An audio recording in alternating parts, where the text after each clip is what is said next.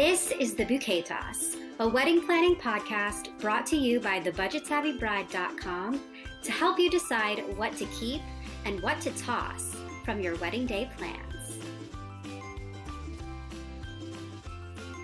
Welcome back to the Bouquet Toss. This week's topic is the dreaded B word, your budget. Setting and managing a wedding budget can be one of the trickiest parts of planning. But we're here to guide you through important things to consider when calculating a number that works for you. Before we get started, let's just go ahead and address the elephant in the room, shall we? Big wedding media outlets put together surveys each year where they share the national average wedding budget. And I think it bears mentioning in this conversation. Why do you feel like we need to mention it? Could it be that the average wedding cost seems pretty high? In years past, yes, I think so. The last couple of years, I think due to the pandemic, the numbers seem a little more akin to what I would think the average actually is. But, back in 2018, the numbers were just going up and up and up every year, right? And then most recently in 2021, the average was reported to be around $22,500. But I think the most important thing to remember, no matter what is publicized in the media as the national or local average budget, your wedding budget should be based on your personal situation. So I know that the answer to this is going to be that it's a completely personal case-by-case thing. But how do you even go about deciding on a number that feels okay to just part with after the wedding? These days, there's so much that you need to spend your money on. I think millennials specifically, we inherited an economy that was pretty terrible. We all took out student loans to go to college. And it's like, how do you go about figuring that out from the start? What you feel like is an appropriate number for you to spend on this one-day event? Right. I mean, everyone's personal circumstances are so unique to them, obviously, from the amount you have in savings to maybe the amount of debt that you have, whether it's student loans or hopefully not credit card debt, but things happen and people can get themselves into a bit of debt here and there. And then add in, your parents' financial situations too. And if they're able to contribute to your wedding funds, all of these different things are going to play a part in how much you are able to or plan to spend on your wedding. So, I mean, chances are your budget isn't going to look like anyone else's. And we definitely have some tips and some kind of guidelines to help couples figure out what is a realistic and palatable amount of money to spend on this celebration. It is obviously a super important day. You want it to be a great day, but as we've proven thousands of times over with the real weddings that we've published on the Budget Savvy Bride, you don't have to spend a fortune to have a beautiful wedding or to have a meaningful wedding. And this kind of relates back to what we talked about in episode 1 this season, which is really defining what that dream day looks like for you and using that to help you reconcile how much you're going to need to spend to make that happen. That all sounds amazing. So how do you even get started embarking on this journey of setting a number for your budget? So typically there are multiple parties contributing to your wedding fund in most cases. Maybe it's just you and your partner, but maybe your families are contributing too. So we're going to talk through this so you can kind of tailor your budget to your personal circumstances. But I always recommend, starting out with kind of looking at what you currently each have in savings. Obviously, you don't want to spend every penny in your savings account on your wedding day. You probably have other financial goals and plans, whether it's buying a house or expanding your family soon after the wedding day or starting a business or taking an epic honeymoon. No matter what the case might be, you're not going to want to spend every dime you have on a wedding, right? And something I think is also really important to remember we have obviously been through like a really crazy couple of years with the pandemic.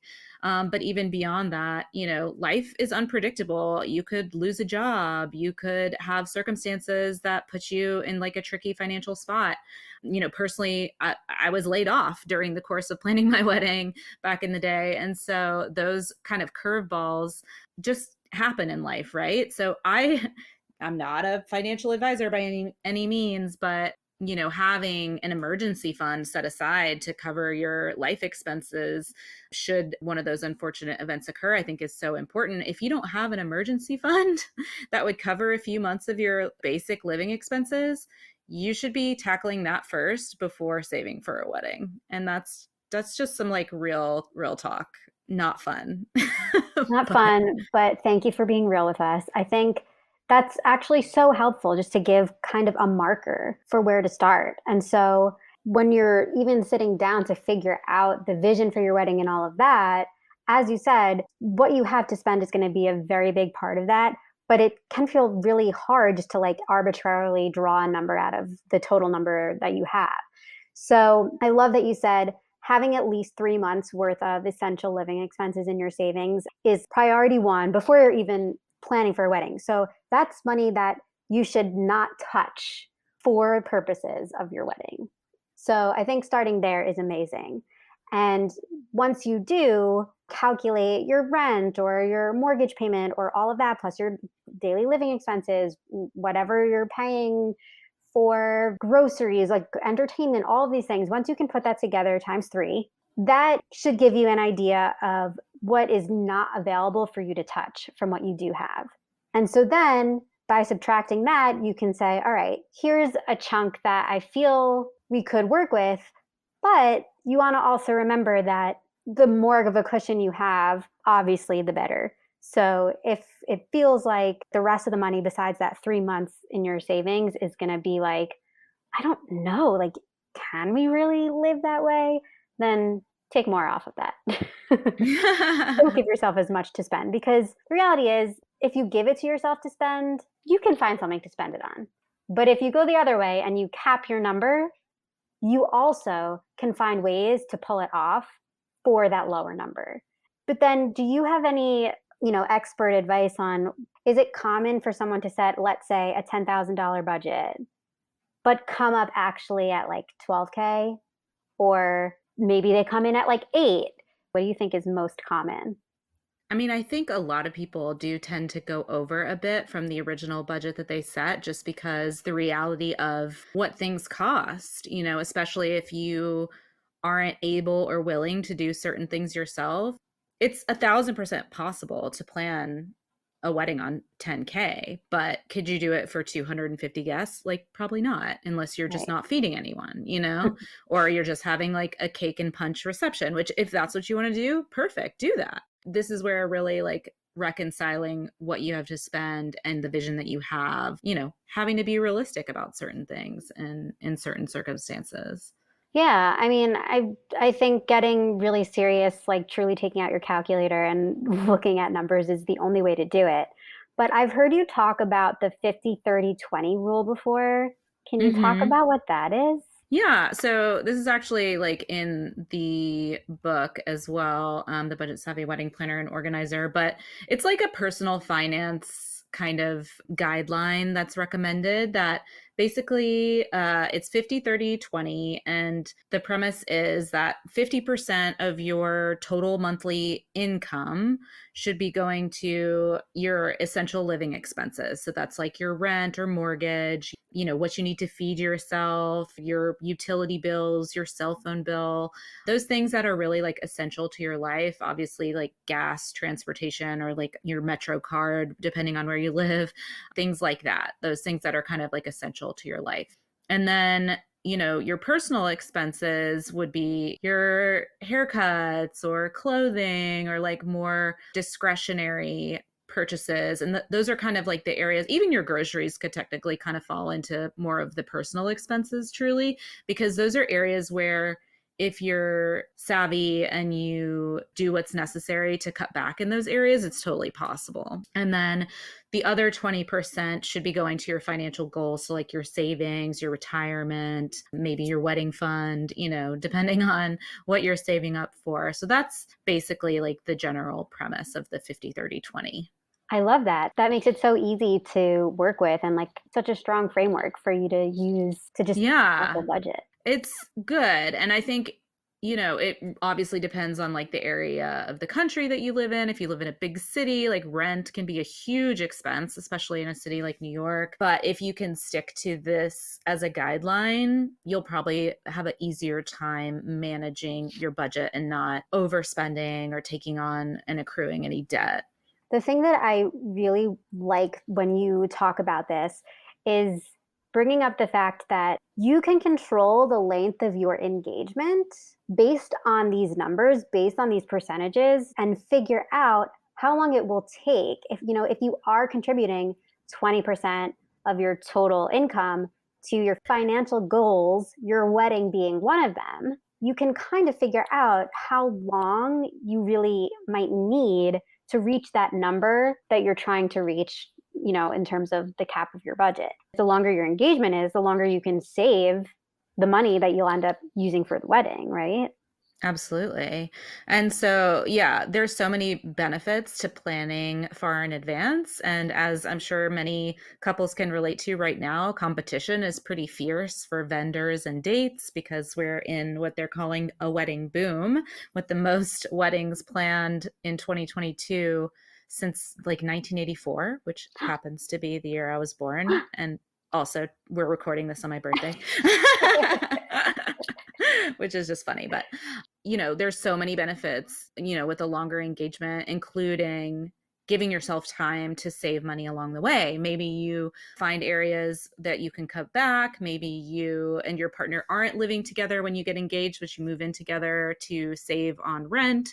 Or, maybe you cut out like your weekly drinks outings with your coworkers or something like that. There are ways across the board in any aspect of your life, I'm sure, that you can find to cut back a bit if you need to be able to save more. But on the other hand, there's also like picking up a side hustle, or as I like to say, a bride hustle, throughout your engagement, as a way to bring in extra money, whether it's babysitting or walking dogs or selling some of your unused clothing on like Poshmark or Mercari, or there's so many different things that you can do to bring in a little extra cash. So that's another way to put more money in that wedding fund. So these are all amazing things that the couple can focus on when trying to set their budget. How do you go about broaching these conversations with family members or people that might also be contributing to the wedding? I think nobody wants to, of course, come out the gate expecting, but how do you go about talking about that and figuring out what those contributions might be? Yeah, I think it can be a challenging process, and conversations might take multiple conversations to really iron it all out. But I definitely recommend getting in touch with your family members as soon as possible to figure out just those questions. Are you planning to contribute financially to the wedding? If so, how much? You're also going to want to get clear on when to expect those payments. Are they going to give you like a lump sum that you're going to use and allocate as you see fit? Or are there going to be expectations of their opinions playing a role in the choices that you make? I think it's important to remember that accepting money from others, whether it's family members or your partner's family, money often like comes with expectations, and sometimes they are going to want some level of control over the decisions that you're making, and you and your partner need to decide whether you're okay with that or not, because you two have already discussed what you want the wedding day to be, but your families may have completely different ideas of what they want their child's wedding day to be. So, being really clear and upfront about the type of wedding that you and your partner want when having these discussions with your families, I think is important. letting them know that, you are grateful for whatever that they are willing to donate to the cause, but setting the expectations of, we would really like to plan the wedding that feels authentic and meaningful to us, and we welcome your support and hope you'll understand if we do things our way to a certain extent. It's easier said than done in certain circumstances, especially depending on your relationship with your family. Definitely. I love that you mentioned really also figuring out the details of this. Yeah, exactly. And so knowing how you're going to be handling those payments is a huge thing. Like, in some cases, a couple's parents might say like, "Oh, we'll pay the deposit for the venue, or we'll pay for the catering costs," or you could maybe even give your parents a little bit of input into the areas specifically that they're covering, maybe the things that you don't feel so strongly that you want to have complete decision making over. It's all a compromise, right? It's all about making sure everybody feels happy, and also that anybody who is contributing financially feels appreciated for what they are providing, and that you're not dismissing their desires or opinions, but that it's like mutually respectful, I guess. One of the most common questions you're asked as an engaged couple is, where are you registered? And one of the best responses to this question is Wayfair. The Wayfair registry has everything you could want and need for your home, and it's easy, fun, and stress-free. Wayfair makes it easy to register for everything you love all in one place. From an espresso machine and a KitchenAid mixer to a vacuum from Dyson or Roomba, you can add all the brands you dream about right to your wish list.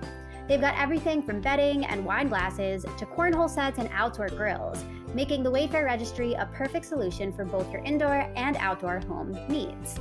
Plus, they even offer gift cards to places like Airbnb and Delta for those times when you have to make your home away from home.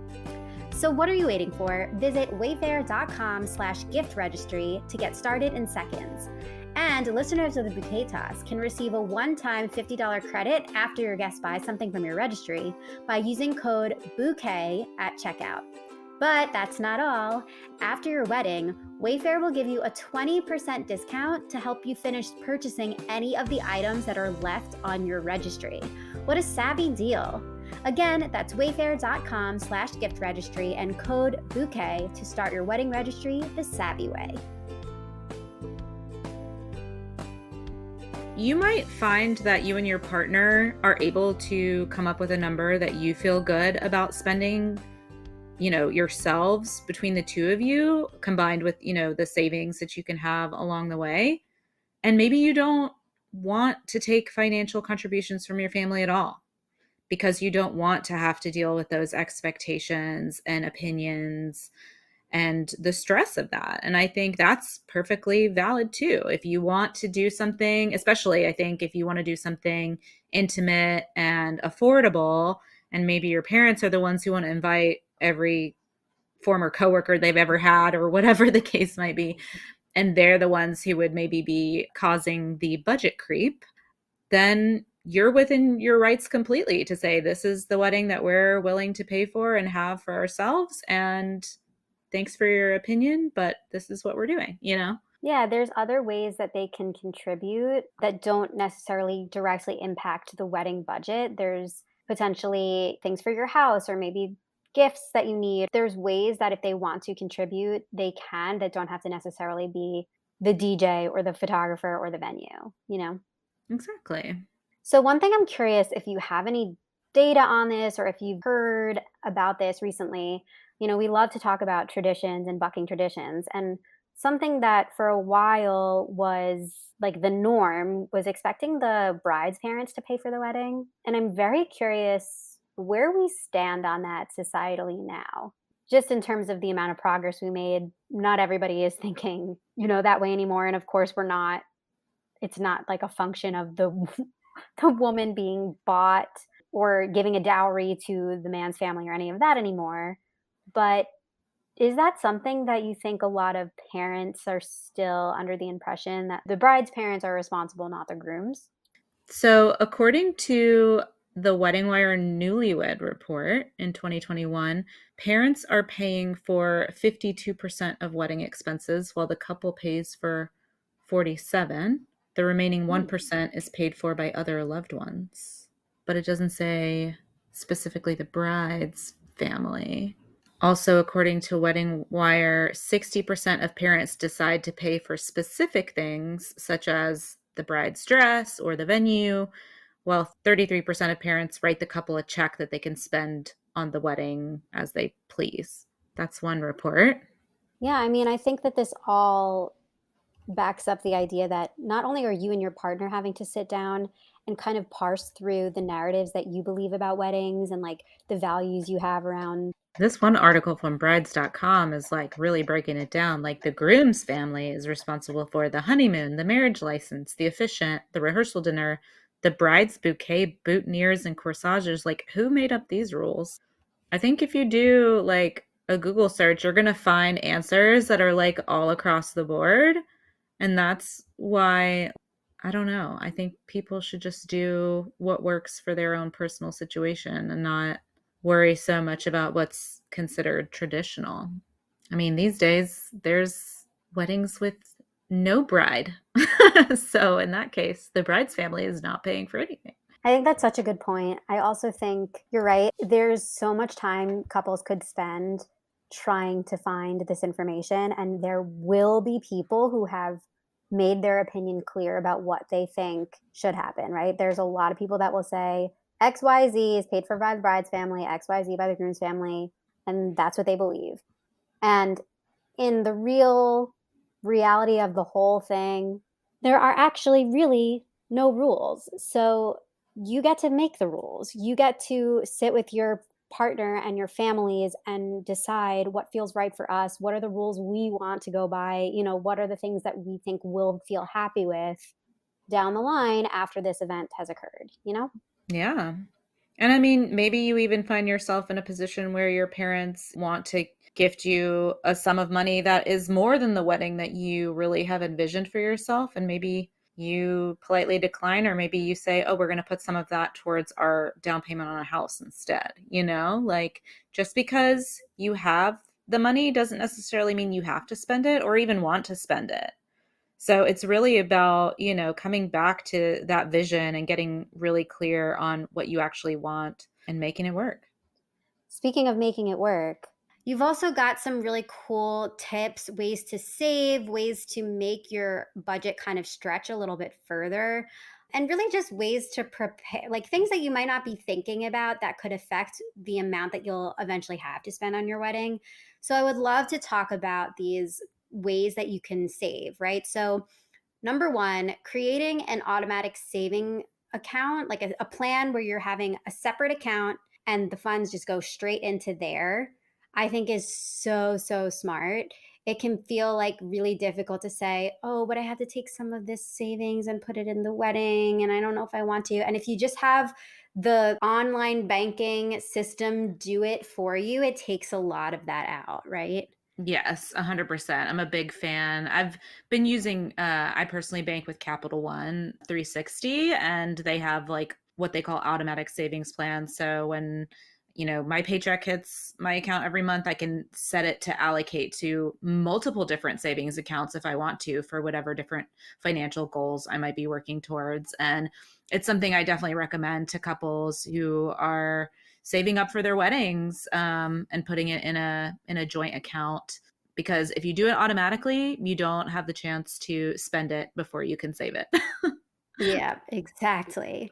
So, speaking of not spending before you save it, also finding ways to cut down on your monthly expenses during the planning process. I think it can feel a little bit like nerve wracking to have to be like, okay, for the rest of my life, I have to cut down on this category of spend that I usually do. But if you think about it from like, well, we have 18 months to save. So, for these 18 months, arbitrarily, we're going to cut down on specific things.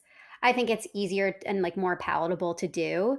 And one of the best ways to do it is to be a savvy shopper. So please just give us some more intel on what savvy shopping looks like. Well, I think It involves lots of Google research,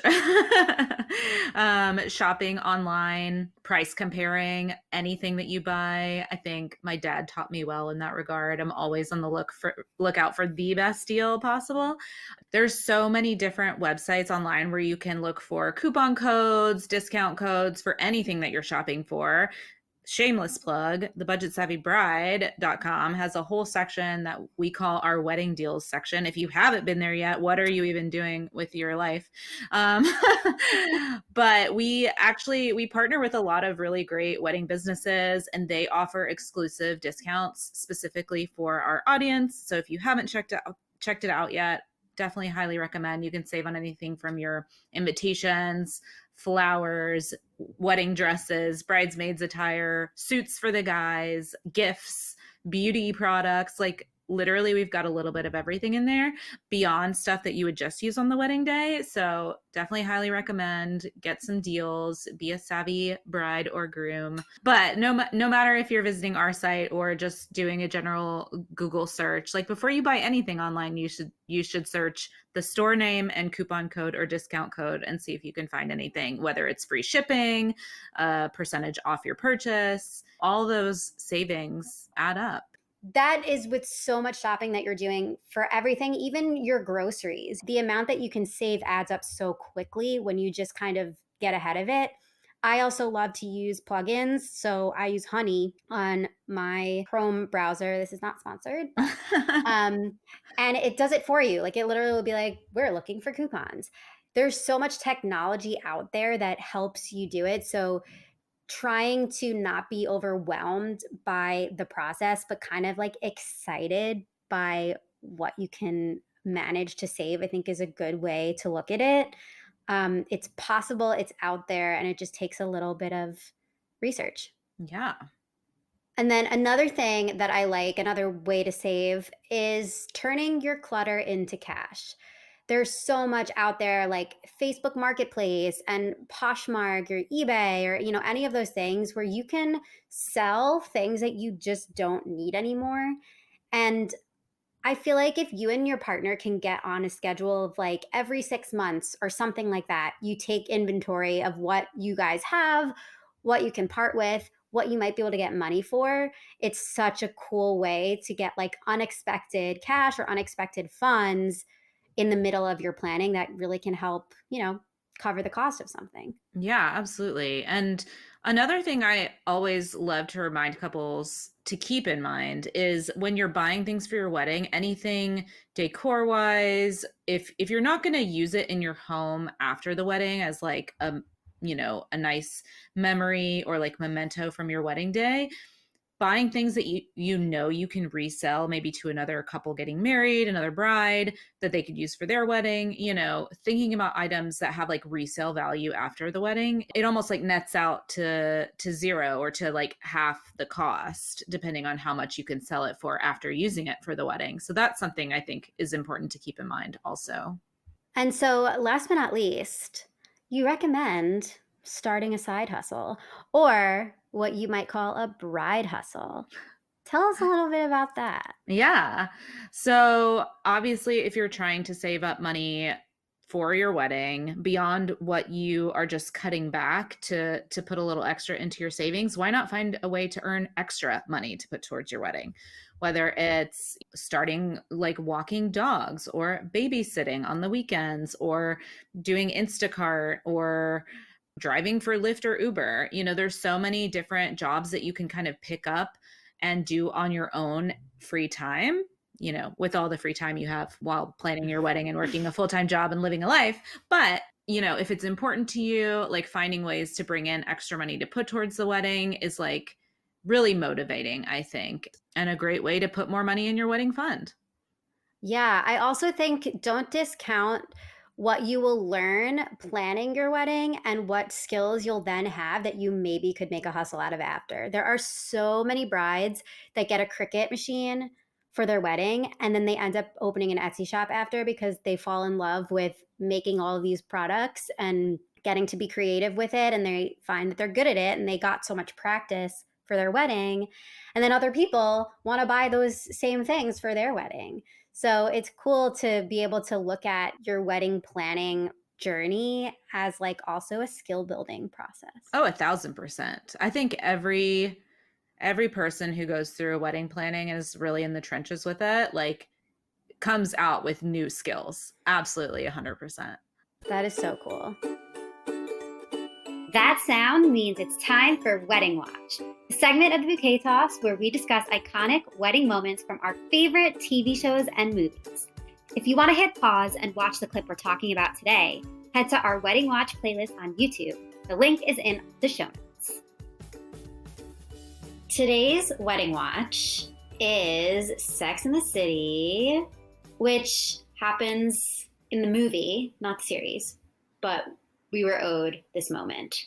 Basically, like they finally get engaged. They finally decide they're getting married. And like, you know, she's like in her 40s, but it's her first wedding. And they talked about just doing it, just the two of them. But then being the fashionista that she is, she ends up falling in love with this like incredible dress. I think that was gifted to her from a designer. And they're like, we're going to put you on the cover of a magazine and like whatever. And so then she gets swept up in all the wedding hoopla. And they end up planning this like big fancy wedding at the New York Public Library.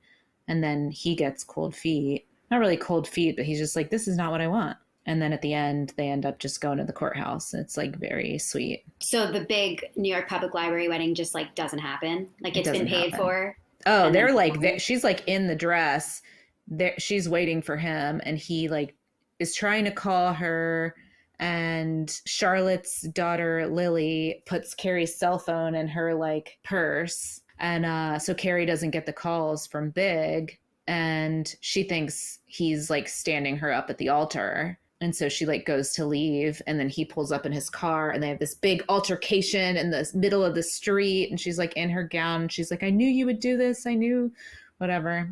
They go their separate ways and then they end up reconciling and coming back at the end. The writers were smart to do it this way, keeping the audience in suspense up until that last second when like their relationship throughout the series has been like the most tumultuous thing and it's on and off and whatever. But it was gut-wrenching to watch, yeah. Like her realization and just like heartbreak over thinking that he was standing her up.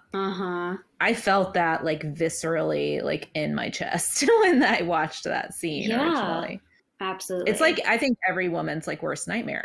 Like seriously, 100%. And then I do think that they end up leaning towards this idea that a big, huge wedding is not for everyone. And like the negotiation with your partner, like figuring that out is really the most important thing. You know, even if you are gifted an amazing designer gown, which I mean, I agree. Like if I wanted a courthouse wedding, but then I was gifted a gown like that I couldn't wear anywhere else but my wedding, I would want a big wedding too. So yeah, it was a gown that was worthy of like an epic venue, you know? I mean, of course you could do it any way you wanted to. She could have worn that to the courthouse if she really wanted to, but I think it's just like the grandeur of that dress felt like it required a venue that was fitting. I feel like that is a thing. I always think about that whenever we're posting photos of like real brides and stuff. Like sometimes you see the bride and like maybe it's her and her bridesmaids or the bride and the groom, but you don't see the venue. Like it's, you know, it's pictures of them. Portraits. From like, yes, exactly. And I always think like that's something I always think about, trying to match the dress to what I imagine the venue is. Because if you're going to be in like a huge ball gown, you probably aren't going to be in your backyard. Right. Which it's not to say that your backyard is not a great place to get married, but the attire kind of like matches, or at least it should, I think. It should, the feel should all be there. And that's another thing that you can think about, like when you're creating your wedding vision. You know what, Sex and the City is teaching us so much about creating your wedding vision. Because if you really want that, you want this huge, gorgeous dress that's like designer and whatever, that's going to dictate the rest of your wedding vision. But if your partner wants a courthouse simple thing, you have to do that negotiation to figure out, okay, together, what do we think is the compromise? What do we think is the right thing to do? So sneakily, Sex and the City was teaching us that you need to work with your partner to set your wedding vision before you do anything. getting really clear on it together and not letting someone get swept up in things and make decisions that, you know, ultimately affect both of you, especially if it's Yeah. something that makes one of you feel uncomfortable, you know?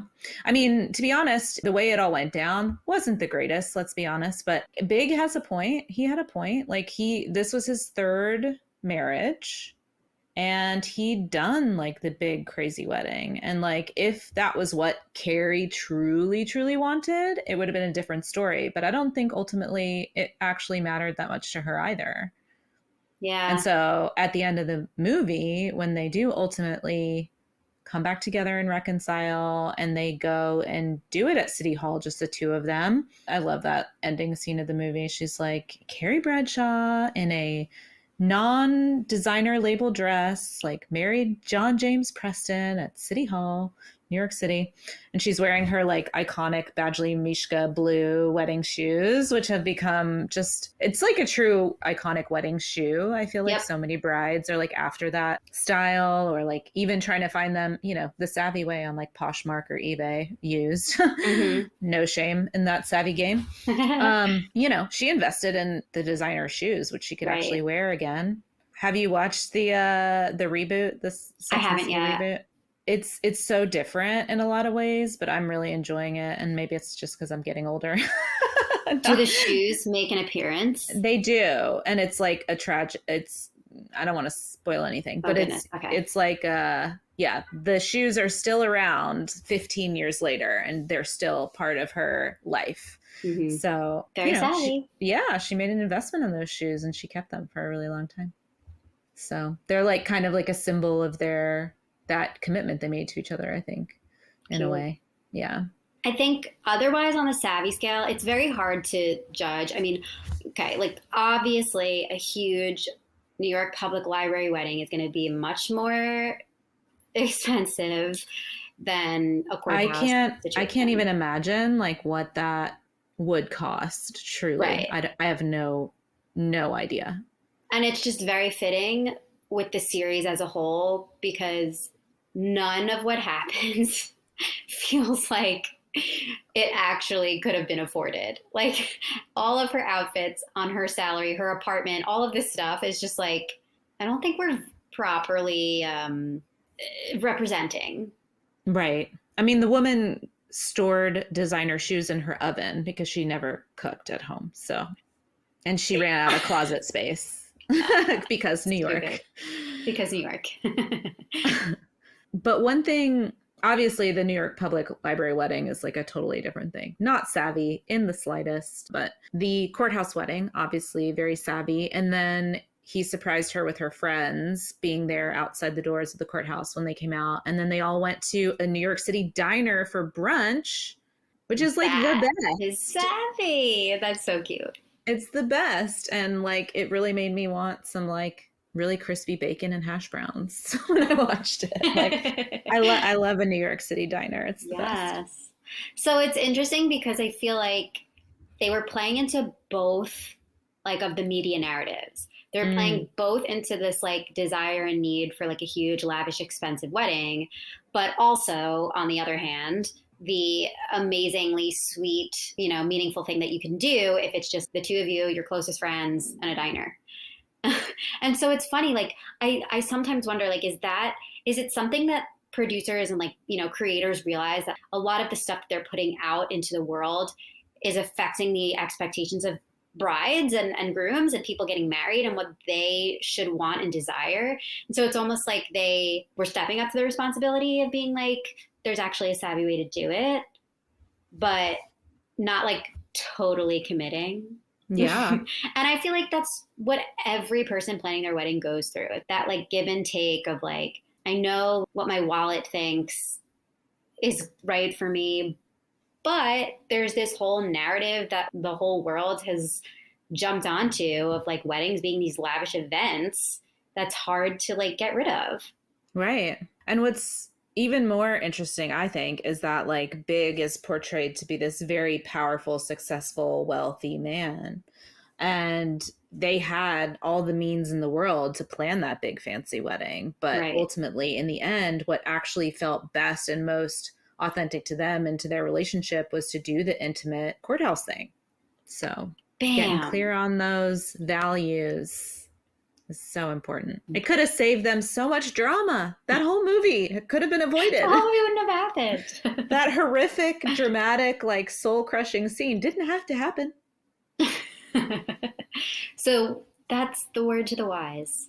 In your own life, whatever proverbial dramatic scene that could occur from planning a wedding like that doesn't have to happen.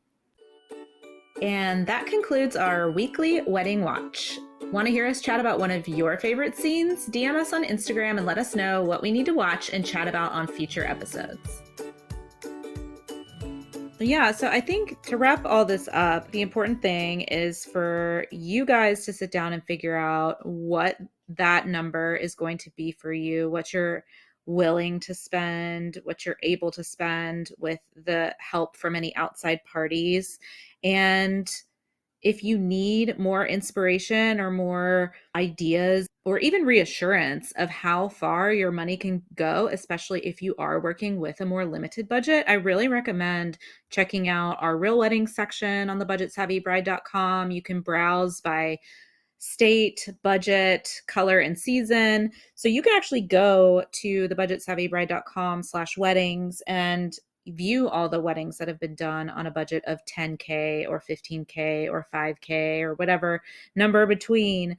And you can see how they broke down their budget. And I think that's really helpful just to see how far your money can go, see creative ways to cut costs. I think it's an amazing resource. And, we've covered all that's involved in coming up with that number that you are going to spend at this point, but allocating that budget across all the different areas of your wedding is a whole other conversation, which means this episode is going to be a two-parter. We're going to be back with more information about how to allocate that budget that you've set and use your priorities to guide you in putting the funds towards the things that matter most to you. You've been listening to The Bouquet Toss, a podcast brought to you by the Budget Savvy Bride. We would love for you to join us in our free private community to get support and inspiration from other couples currently planning their weddings too. Consider the bouquet tossed in your direction so you can rate, review, and subscribe to the show on your favorite podcast app. As always, stay savvy and stay tuned for our next episode.